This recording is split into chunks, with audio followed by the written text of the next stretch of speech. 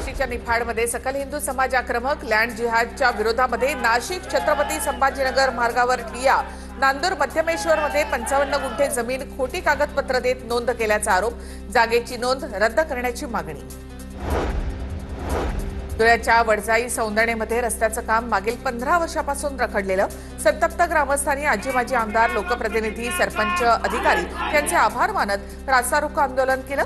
महिनाभरामध्ये दखल न घेतल्यास तीव्र आंदोलनाचा इशारा। नागपुरात काँग्रेसकडून इच्छुकांना उमेदवारी अर्जाचं वाटप, इच्छुकांची ग्रामीण काँग्रेस कार्यालयामध्ये गर्दी, इच्छुकांचे अर्ज आल्यानंतर नागपूर काँग्रेस कमिटी उमेदवारी जाहीर करणार। अकोल्यामधील देवठाण गावामध्ये बिबट्याच्या हल्ल्यामध्ये 3 वर्षीय चिमुकलीचा मृत्यू, गावकऱ्यांमध्ये संताप आणि भीतीचं वातावरण, तातडीनं बिबट्याचा बंदोबस्त करण्याची मागणी। कोल्हापुरात दारूला पैसे देत नाही म्हणून आईची हत्या, वरवंटा डोक्यामध्ये घालून मुलानेच केली आईची हत्या, कोल्हापूरच्या साळुंखे पार्क परिसरामधली घटना। जेवणाच्या ताटामध्ये शॅम्पूचं पाणी टाकल्याच्या कारणावरून परप्रांतीय मजुराची हत्या, नाशिकच्या सिन्नरमधील नांदूर शिंगोटे जवळची घटना, आरोपी अजय गाडेकरला पोलिसांकडून अटक।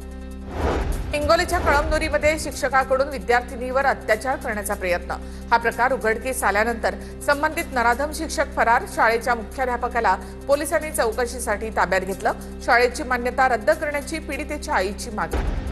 छत्रपती संभाजीनगरमध्ये शाळेच्या मैदानावर तरुणाची हत्या, धारदार शस्त्र वापरून 30 वर्षीय तरुणाची हत्या, पोलिसांकडून आरोपीचा शोध सुरू।